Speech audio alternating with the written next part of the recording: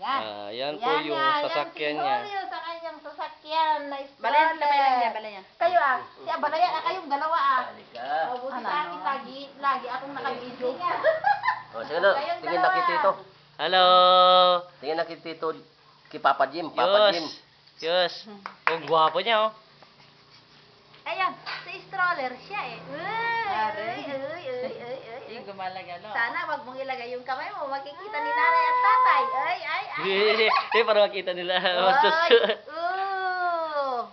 Ayan. I-close up. Ayan. Ayan siya. Ayan, Ayan nagpapasify naman. Pinapasify na naman yung kanyang kamay. Oh.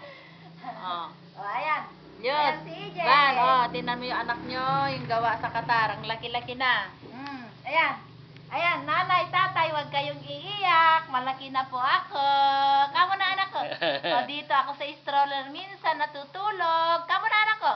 Sige na. Hi, sabi mo na. Hi. Tama na. Tama siya. Nauuna si tatay. Dito si tatay eh. Tatay. Ah. Hi, tatay. Mag-hi ka na kay nanay at tatay mo. Hello, tatay, nanay.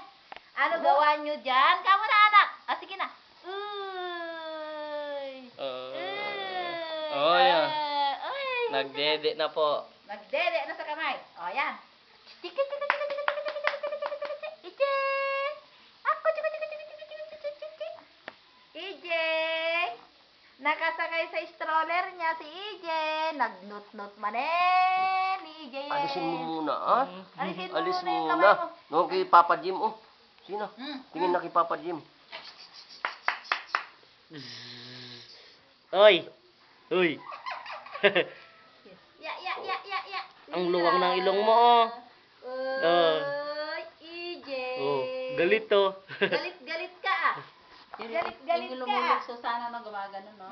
Kasi ideya, pala yan, tinitig ka ma. Pero madamdaman to. Madamdaman leta. Ano makamurmure na lai.